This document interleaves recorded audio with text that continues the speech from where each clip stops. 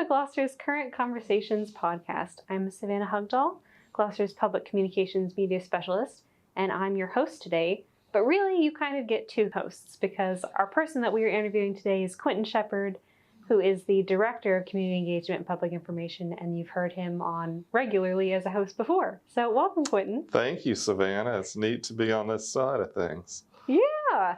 I mean, you always give a good interview, so people are in for a treat today. Well, thank you. Today I thought we would talk about the Beehive, which just came out this past week, our winter edition, and we won a VACO award for it not too long ago. So I thought we'd just pull the curtain back a little bit and show people the process behind the Beehive.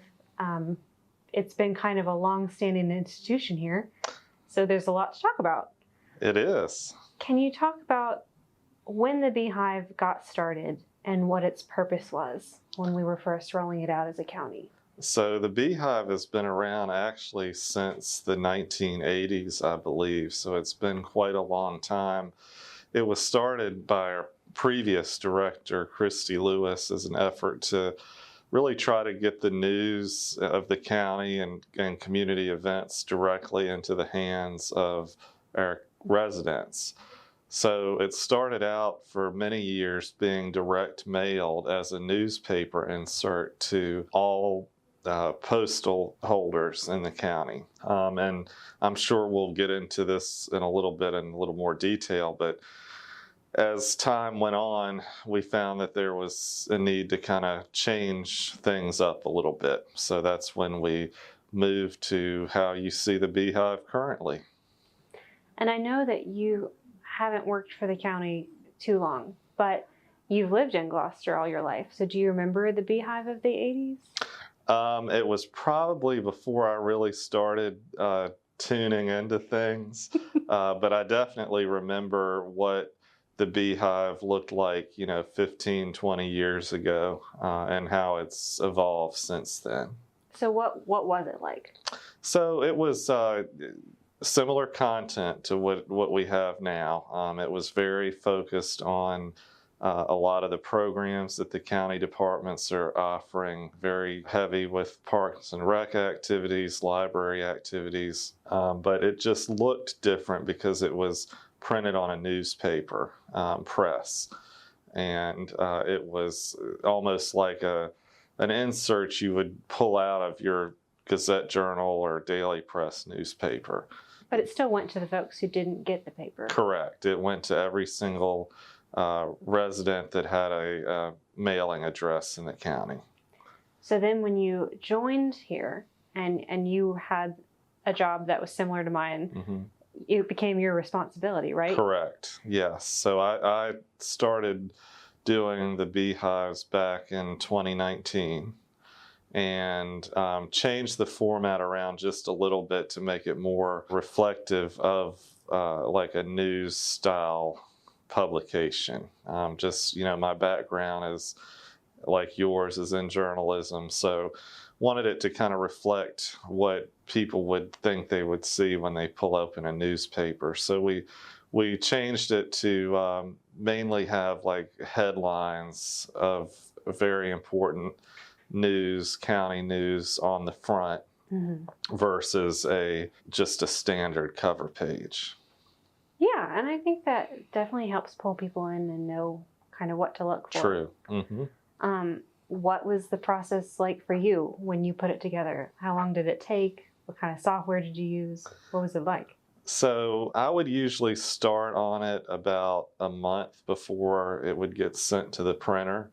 So it would be a whole lot of compiling information from all the different civic organizations, county departments that would submit items, including, text, images, pull all that together, and then laying it out on the page really didn't take too long because that was my background for quite a long time. So it would usually take me 2 or 3 days working on it it's kind of like a puzzle piece. You want to try to put it together and like a puzzle and make everything fit and look nice at the same time. I skipped over this, and I shouldn't have. It's because I feel like everybody knows you, but just in case we have someone listening who doesn't know you, can you tell me about your background in journalism? Yeah, so I started out working at the student newspaper when I was a student at Christopher Newport, and then got an internship with their local paper, the Gazette Journal, and then started full-time with the Gazette in 2005 and worked there until toward the end of 2019. So he knows everything about Gloucester. And if you haven't met him, you should, because he's a delight. But and so are you. Thanks.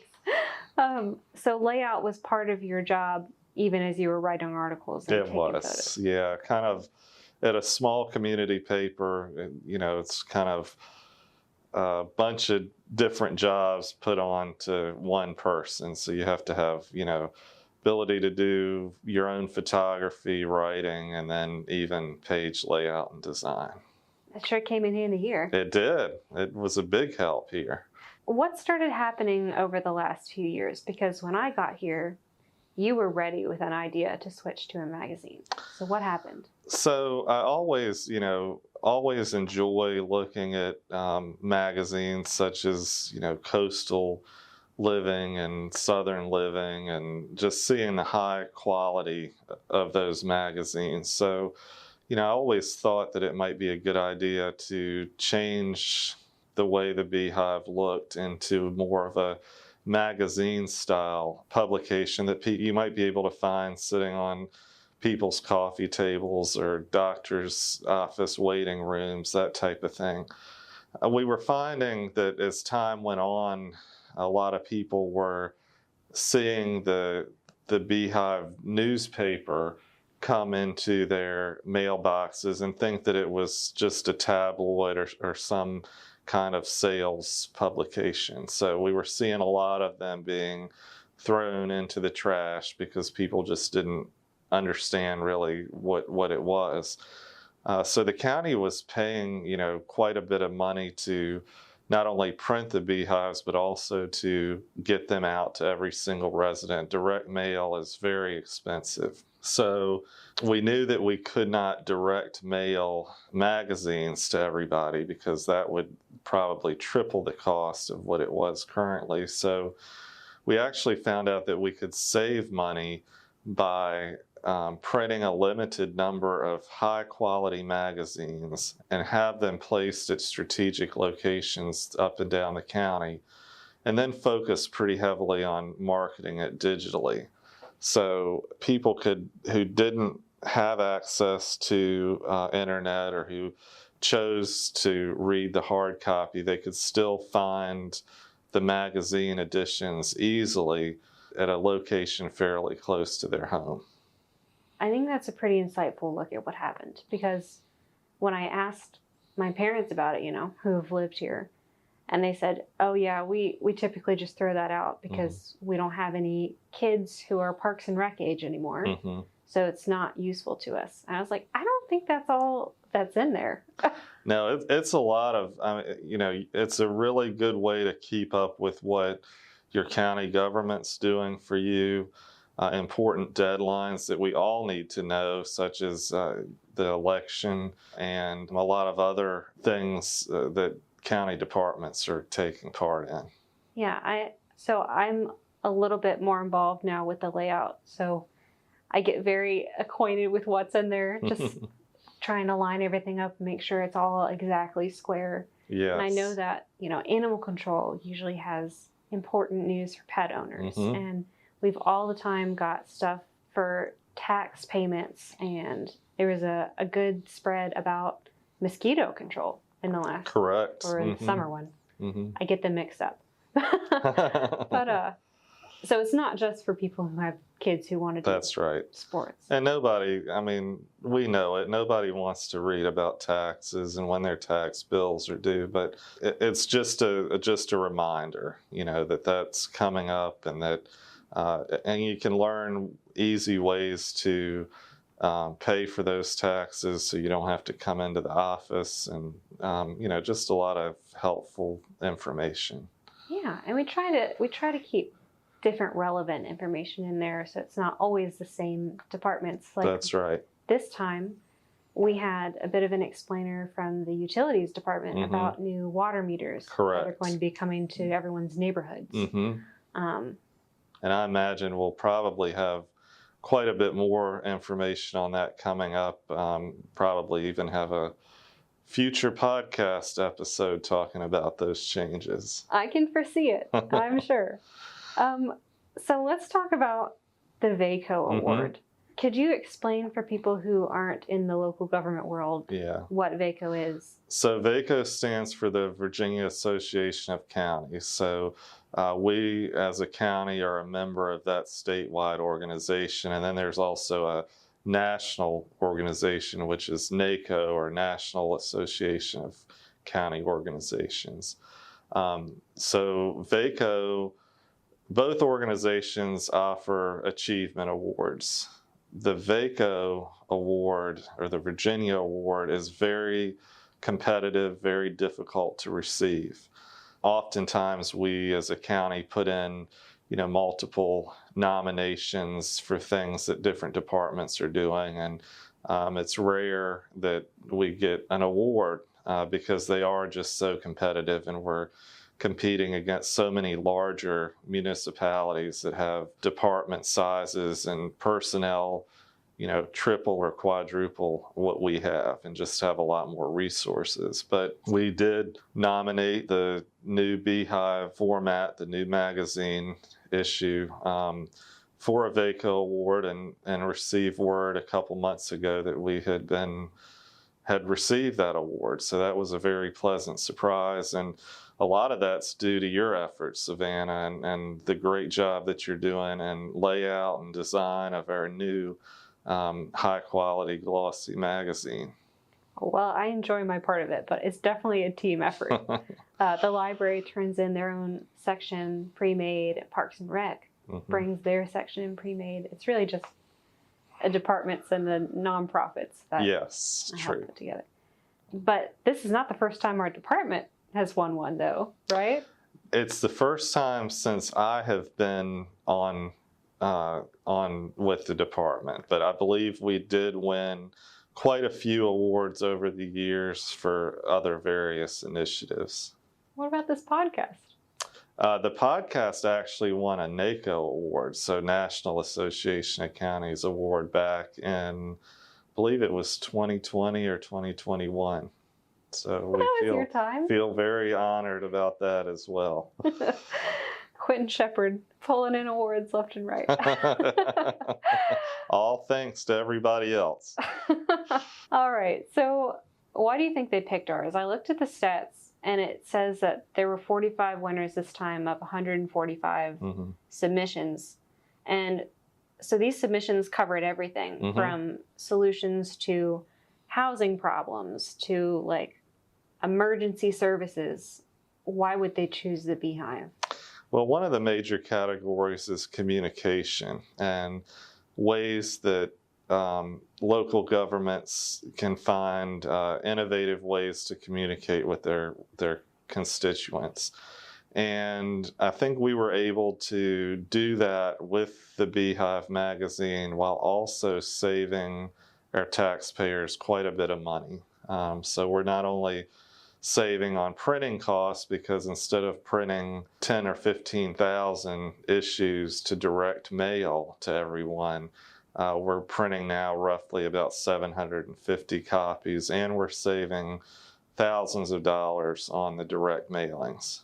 So, those are, I think, two of the criteria that they really looked at that kind of helped push us over the edge a little bit. Just being able to deliver service in an innovative way and at a less burden on the taxpayer. I think that's really exciting, because anytime you get a better product for less taxpayer dollars, that just makes my government service heart very happy. It's a win-win for everybody. I see it that way, for sure. And I guess I just wanted to go over where people can look at it if they, haven't seen it before, or they're interested in this edition. Like Savannah said, the winter issue was just published electronically. We're looking for the hard copies of the magazines to probably be out toward the end of the first full week in November. And those magazines are placed, like we said, strategically up and down the county. So we've got magazines the northern end of the county at Rappahannock Community College. Then mid-county, we've got them at all of the county office complex buildings, both libraries, the main library, the Point Branch. You can find them at Kroger, near Hayes, and several other places off of 17. To access it digitally, we have it prominently placed, a link on our homepage of the county's website, gloucesterva.gov. And if you follow us on social media, it's been shared on Gloucester County, Virginia government's Facebook page. We're also putting a special insert into this edition so folks who receive the hard copy, if you'd like to have the Beehive delivered directly to your email inbox, we will, if you'll just sign up with your email address, we'll make sure that that digital copy gets to you as soon as it's published each quarter. Yeah, and I think that's a really good new ad, because with social media algorithms, even if you follow us, you're probably not going to see every post we put up. That's right. And it's just helpful if you're interested to sign up and make sure that we can get it to you. That's right. And promptly, because this edition, there were already a couple events that happened over the weekend that were in the edition published Friday. So if you get it later in the cycle, it's still good information, but you might have missed stuff. Sure. That happened early.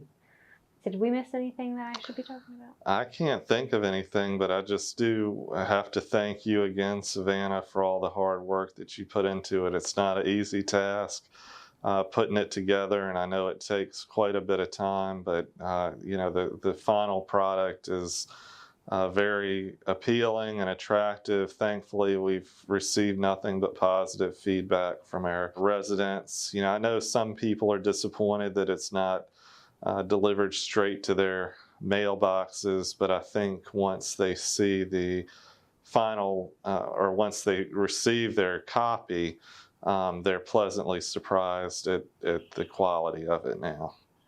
Thank you. I'm glad we get to work together on it. And I can say that if you are interested in getting a paper copy and you need to know what the closest location to you is, you can always call our office at 804-693-5730, and we will work with you to help find you a paper copy close to your house. Absolutely.